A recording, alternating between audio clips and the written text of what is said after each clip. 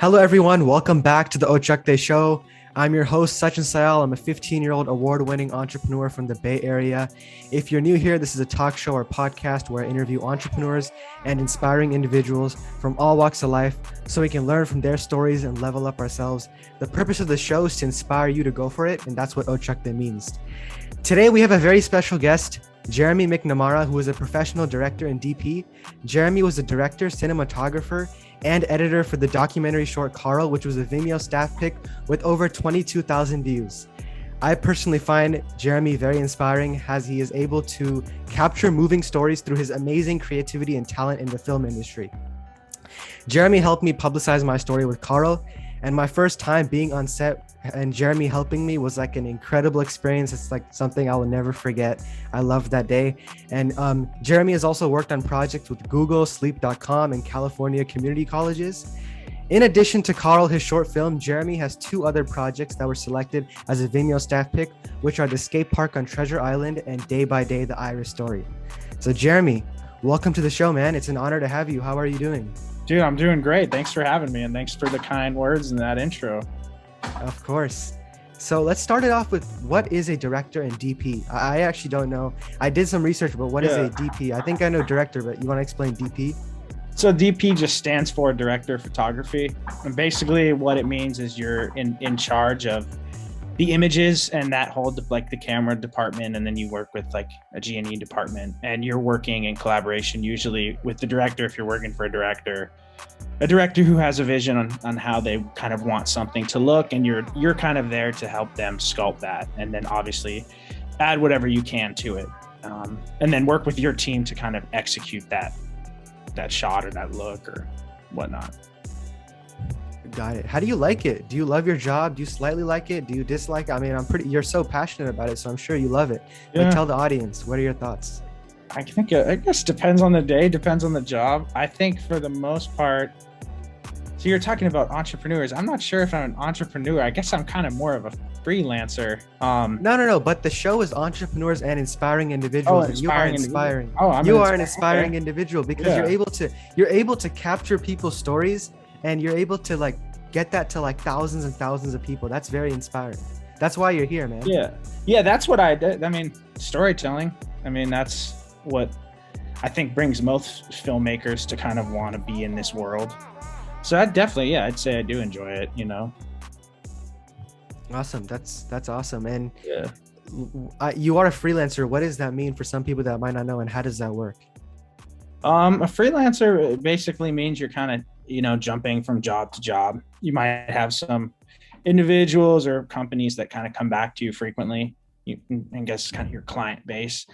And yeah, you don't have like a 9-to-5 job working for one company. You're kind of between things. You go shoot this for this person, shoot this for that person. And then, hopefully by the end of the year, you could pay your bills. That's what a freelancer is, I would say. Got it. Can you walk us through your childhood? Like, have you ever had a 9-to-5 job, or did you, after high school, what did you do? And how did you become a director and DP, and not just a director and DP, like a professional one?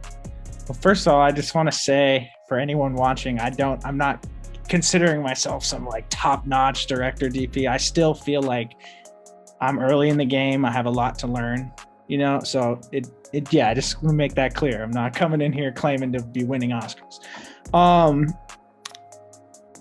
So how did I get into this? So my childhood, both my parents were teachers. So, pretty like blue collar upbringing. I got interested in skateboarding, and that was like my first passion, right? Like 5th grade. I actually found like a skateboard in a dumpster and picked it out of the dumpster. So I kind of started skating and kind of got interested in skateboarding. And then that became an obsession, like a serious obsession. I'd say through middle school and high school, that was really the only thing I cared about was skateboarding, which obviously led to like making skateboard videos.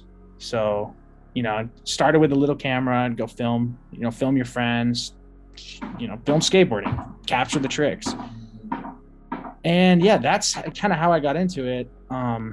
And I just got really excited about like making these skate films, and kind of did like, did one in middle school, a couple in high school. And then towards the end of high school, to be honest, I didn't really know what I was going to do. I didn't really have necessarily the grades or the money. I mean, I guess I could have gone to like a community college, but financially, like if I was going to go to college, it was coming out of my pocket. And I just wasn't a huge fan of school when I was younger. And I had made this skate video, and I got contacted by like the skate filmmaker. He messaged me on Vimeo, like, hey, I like your video. Like, what are you doing? Are you going to college? Like, what's next for you? And he was like, to me, like, is this guy named Dan Wolf, like really acclaimed like skate filmmaker, made a lot of like legendary videos. So obviously I knew who he was. And he messaged me like, what do you think you're gonna do? Like, would you want to work for, he was working at this place called Deluxe. Like, would you want to work for Deluxe? And I remember I read that message probably in the evening. Like, I read that message before I went to bed, and I didn't respond for whatever reason. I woke up the next day and I thought it was a dream. And then I went back and checked. I was like, no way, this guy actually messaged me. So of course I responded back like, oh my God, like I would love to, like, cause that kind of gave me some direction. Cause it's, the skate industry, there's not many positions in it. So I obviously I knew like, wow, it would be so amazing to like work in skateboarding and film skateboarding. But I guess part of me didn't know how it would be like possible to do it as a job. And yeah, he contacted me. I reached back out, and within a year, I started working for Deluxe, basically making skate films. One film to the other. Working for them, I got to travel like all over the world. You got to meet a bunch of cool people. It was the dream. Like at that time, I was like 19 years old, and I was like, oh my God, like I'm going on a skate trip and I'm filming this professional, like this skateboarder that like I look up to, and like I just thought it was the coolest thing. I was like in the mix with these people I never thought I'd be in the mix with. So I did that, and yeah, that's kind of how my trajectory went. Like I guess yeah, in high school I didn't really know. I think at the time I was like pretty concerned. What am I gonna do? I didn't know where I'd fit in exactly, and I got that opportunity, and that kind of changed everything. So there are my audience is a lot of teenagers. If you had a teenager that was similar to you, like if you put yourself back in that time, what would you tell a teenager that doesn't know what they want to do, but they're slightly passionate about something? Like what's your best advice for teens watching? I mean, I think from what I remember in high school, at least like the teachers I had, I remember it being like, this is how you achieve success. Like you go, you get this degree, you work in, you do well in school. And it was this kind of like one track mind, and anything outside of that was kind of like, what are you doing? And I remember I even took like a film class in high school, and the teacher, like, I just wanted to make skate films. That's all I cared about at the time. And it's like, well, what are you going to do? It's like, I want to make skate films. Like, that's and it was, oh, you can't do that. There's no money in that. So I guess the advice that I would have, it depends on how much you care about something, but it's cliche and people say it a lot, but if you do give a shit about something, then, it doesn't really matter how the rest of the world perceives it. Because if you start at that place, like that place that's pure, like for me, when I was in high school, like I genuinely loved it. Like that's what I lived for. So whether or not where I knew that was going to take me, I had no idea. But I knew that I loved that, and I knew that I wanted to go in that direction. So I guess my advice would be, like, if anybody has that love and passion for something, like pursue it, and nobody can make the right decisions for you really other than you. Nobody's in your shoes. And especially when you're in high school, I mean, you have like I don't know, people still tell me, I'm almost like going to be 30 in a few years, and I feel like I'm getting older. And I know a lot of people say, oh, you're still young, but I mean, shit, man, if you're 17, 18, you're young. You know what I mean? You have a lot of time to like figure things out. And yeah, I would just say you're gonna end up in the ground one day. If you have something you care about, you might as well just put one foot forward and just see where it takes you. And not necessarily, you don't necessarily even have to worry like the big picture. Because I think if you really care about something and you're growing and learning, you'll end up where you need to be. Does it make sense? That makes a lot of sense, and it connects back to the whole mission of this show, which is ochakde, and that means go for it, which is pretty much just meaning like if you have something you love, just go for it. And that's pretty much what you did, even though you said a teacher told you you can't be doing I've seen your skate films. They're incredible. In fact, the short film that I made is going to be on this channel soon. I got some clips of my friend doing some skateboarding stuff, but it's probably definitely not on your level. You can tell me if it's bad if you want to, but well, it's not about, see, that's the thing though. It's like, it's not even necessarily about being like good or bad. It's about the act of doing it and progressing at it. Yeah. You know what I mean? Because if I showed you like the first time I ever picked up a camera and the first video I made, it's like, it's laughable. Yeah. But that's not the point. You know, the point is having that thing that you can't live without and just going forth. You know, that's what I believe. I love that. And even when I say like a teacher said, oh, don't do this, it's not like that they're trying to like put me down. Like I think people can be set in their way sometimes. And I just think that everybody should make decisions for themselves. You know, the last thing you want is to be like, you know, and have a midlife crisis and look back like, what did I do for the last 20 years? Like, and now I'm here, you know, but even then you can switch it around, you know? Yeah. That's also, I think being a freelancer is definitely like, because freelancer means you're not like employed with the company, right? I'm pretty sure. So yeah. So being a freelancer, it's fun, right? Like for the Free Think project you worked on, that was actually, let's talk about that, because a lot of my audience, everyone at my high school, like I've seen the video and they're like, yo, who made this and who filmed this? I'm like, there's this legendary guy called Jim. You should meet him. But let's talk about, no, like I'm not joking. Like a lot of people have seen it. Like they think it's 22,000 views on YouTube as well. But what was your experience with that and how did that project go for you? I mean, that was an interesting project. And it's funny because I got that job because of skateboarding. There's a skateboarder that I kind of loosely knew, like a dude that skated, that had seen my stuff through skating, and he worked for them doing like motion stuff, and he recommended me, and that's how I got connected. But yeah, they reached out to me like, oh, you want to do this documentary, and it's about you know, a 52-year-old man that's achieving his lifelong dream of getting his high school diploma with help from a 13-year-old tutor, or 14. Were you 14 at the time? Yeah, I was 14, but I started tutoring him when I was 13 at 15. And I just thought that was interesting. I was like, how does that work? And they tutor online, and who is this guy? And yeah, then I got to meet him and meet you, and it was definitely an interesting experience. I look back and I kind of almost wish I could have spent even more time and seen kind of where that story really kind of evolved to. But I think like the essence of the relationship that you guys have, and then also the essence of him as a human being, I think we captured that, you know, whether or not Definitely. We show him actually getting his diploma and really achieving his goal. I think we captured the essence of like who he is and his outlook on life. And that was what was inspiring to me. So, I mean, that guy is like a positive light. And Carl is, I love him so much. I've talked to him a bunch since that. I'll just call him and have like an hour conversation with him, and he'll tell me what he's doing. I'll tell him what I'm doing. But yeah, I just thought it was such an interesting story. Like, and especially like the introduction of technology too.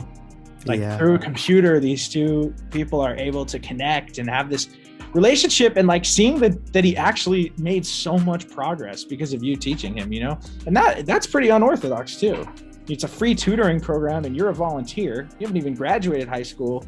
Yeah. And he's like opening up to you as this 52-year-old man. And that high school diploma to him like meant a lot, you know, it meant a lot, and it symbolized a lot. So I thought it was amazing. I thought that story was amazing. And I thought as a character, he's an exceptional character. I know Carl has been on the show actually. He's just, I talked to him yesterday.